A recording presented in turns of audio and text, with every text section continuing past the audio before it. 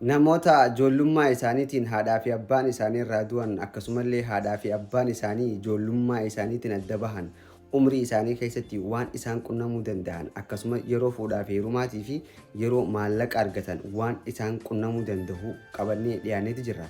Fiidiyoo kiyya kana koppiliingi sheer godhaa akka namni irraa baratuuf koppiliingi godhuun baay'ee barbaachisa. Sheer godhuun ammoo nu jajjabeessa. Namoota baay'ee biraanis akka nu gahu waan gootaniif jecha sheer godhaadhaatii fiidiyoo kana eegalaa.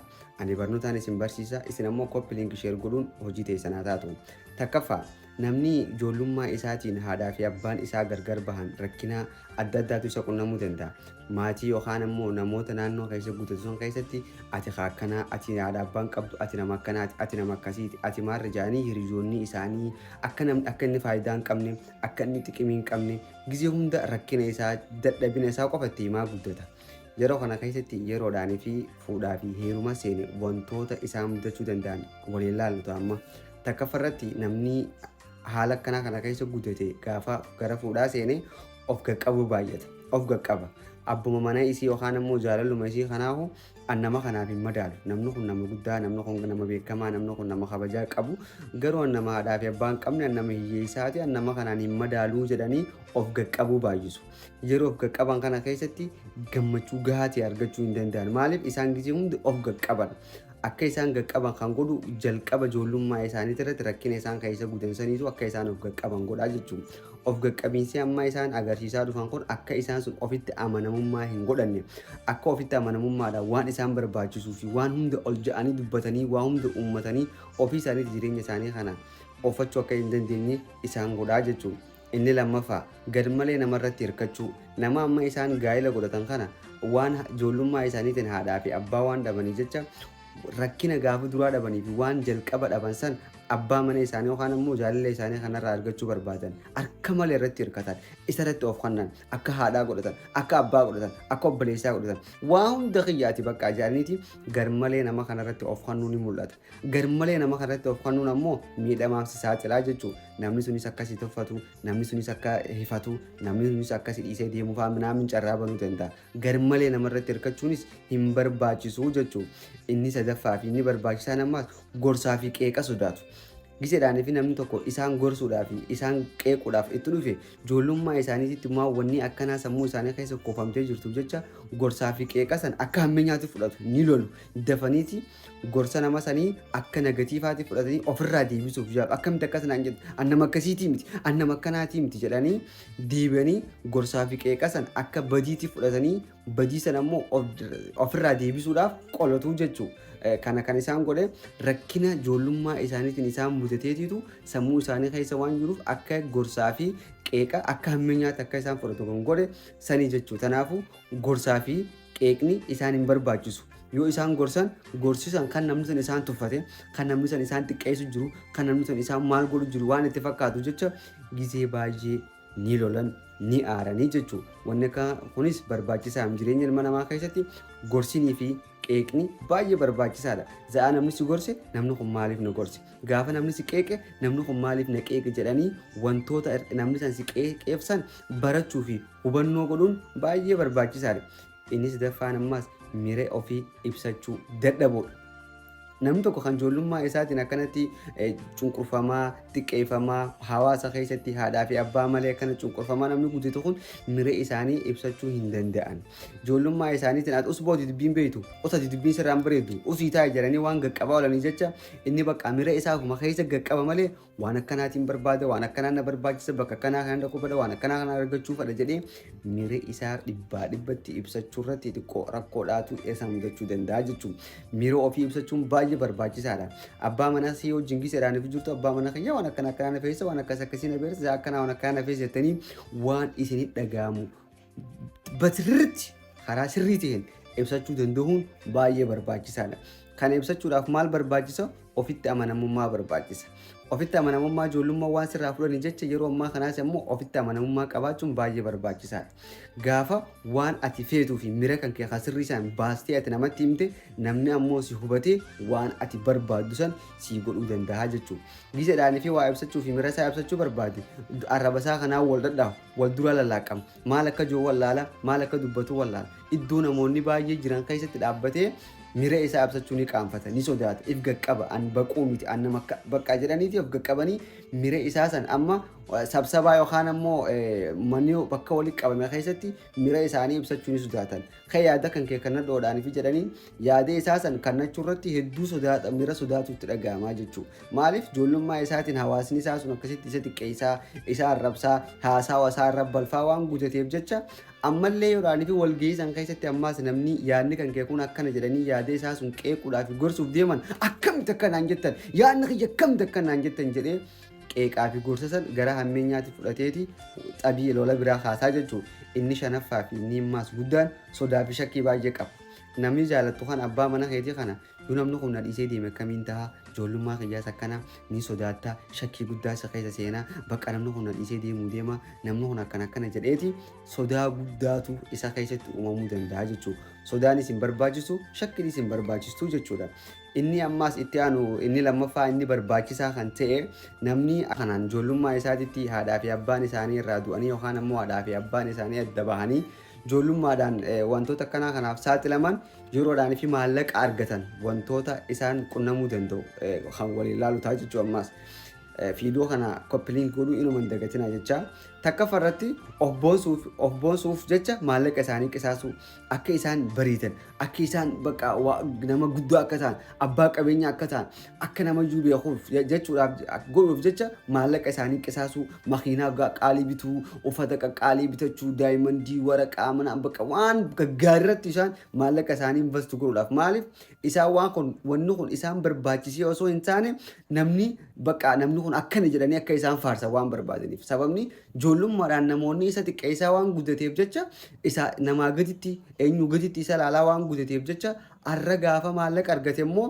waan san gara qiimiti jijjiirratee arra kanaan jechuu qaban jedhee waan yaaduuf of ol qabuudhaaf maallaqa isaa waan hin taane irratti qisaas akka godhu isa godhaa jechuudha. Inni lammaffaa karoora fuulduraa qabaachuu dhabuudha bakka.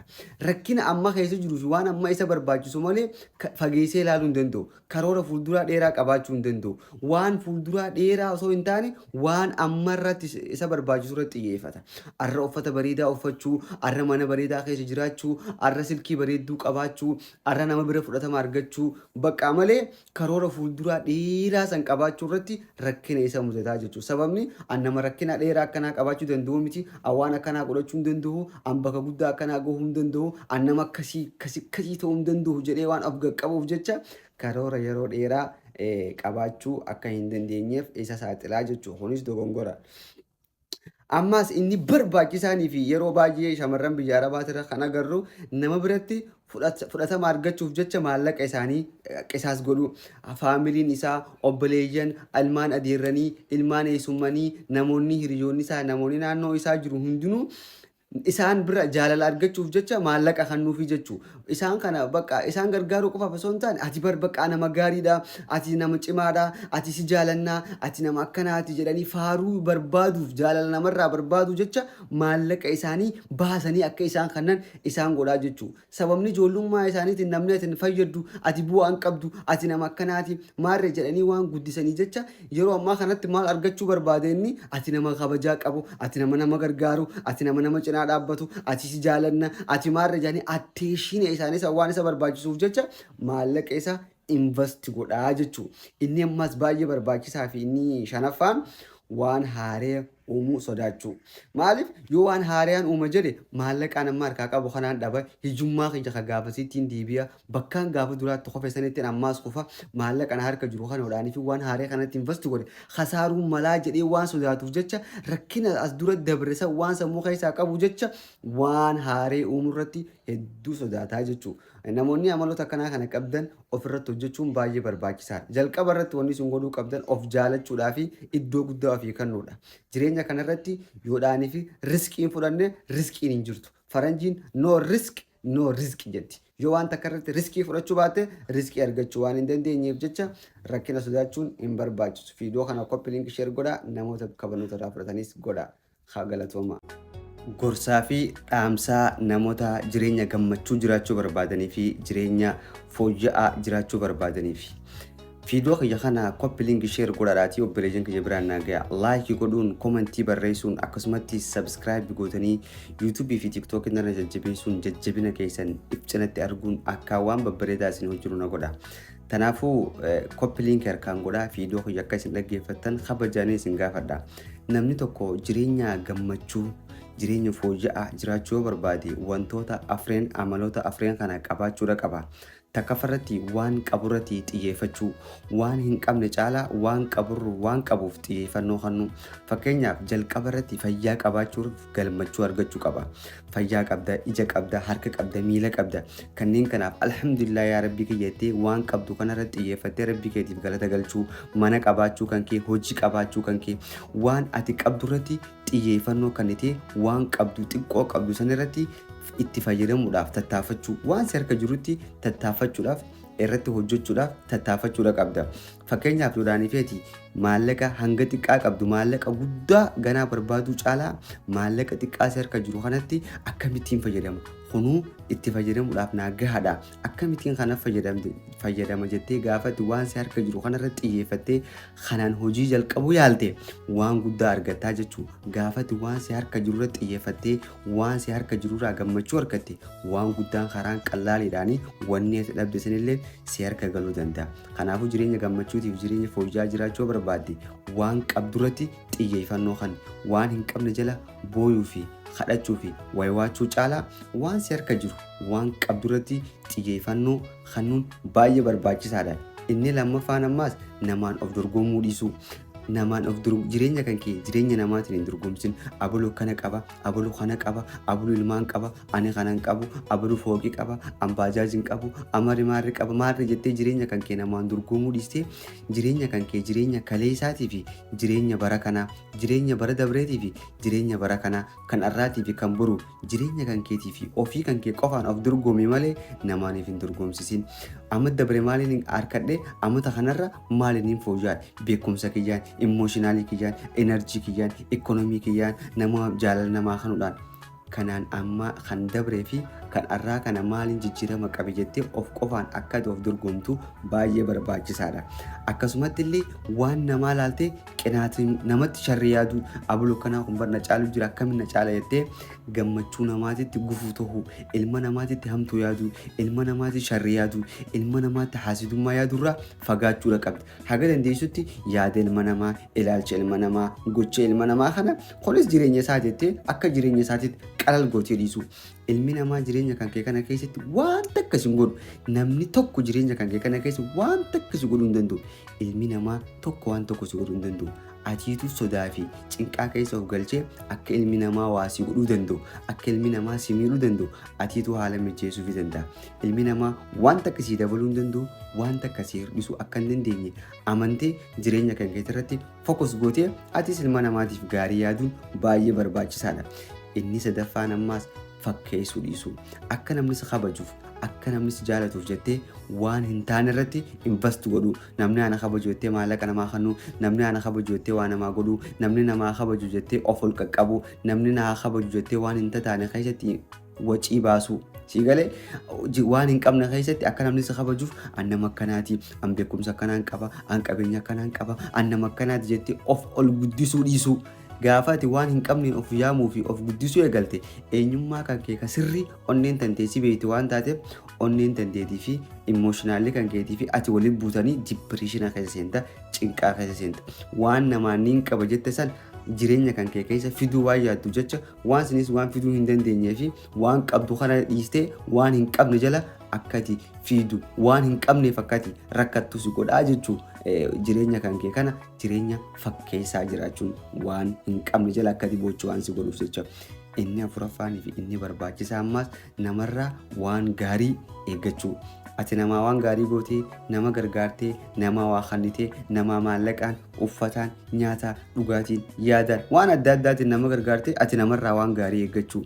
namarraa waan gaarii eeggachuun akkati inuma jireenya kan kee kana keessatti gammachuu hin arganne si godhuu danda'a. Inuma namarraa waan gaarii eeggachuun inuma hin barbaachisu. Ilmi namaa yaada adda addaa qaba, ilaalcha adda addaa qaba. Yoo nama gargaartes rabbi jecha nama gargaari, yoo nama gammachiises rabbi jecha nama gammachiisuuf yaalii godhi. Of gammachiisuudhaaf ammaani gaafaan nama tokko gargaaru, gaafaan nama tokko gammachiisu ofiif hin gammachuu harkadha. Bakka wanni nan barbaadus bu'aan kiyyaas kan ofii kiyyaa gammachuu argachuu waan nan barbaaduuf nama gammachiisa malee nama sanirraa gammachuu barbaaduuf miti. Nama sanirraa waan gaarii, nama sanirraa bu'aa argachuuf miti. Rabbi kiyyaa fi ofii kiyyaa bira gammachuu argachuudha. Gaafa nama tokko qabaadhee nama tokko gargaaree namni tokko sababa kiyyaan milkaa'e, sababa kiyyaan jireenyi isaa toleef sani gammachuun tiyya. Asabdee gammachuun tiyya sani. Nama sanirraa waa argachuu caalaa namni san jireenyi isaa milkaa'ee fi namni san jireenyi isaa tasaakka'ee fi ani nama saniif rabbiin sababa na godhee jireenya isaa san keessatti ani sababa ta'ee fi inni milkaa'uun san ana na gammachiisa. Anaaf kanaatu gammachuu naa kanaa jechuu akkas ta'uu qabda. Jireenya kan kee keessa gammachuu argachuu barbaadde wantoota hanga kana sirriitti gadi fageenyaan yoo dhaanii feete kan hojiirra oolchitu taate akka kiyyaa kanatti guyyaadhaan gammachuu argachuu dandeessaa jechuudha. Jireenya gammachuutiin isin yaa'u. Gammachuun naa jiraadha. Koppi linkii share godhi garuu.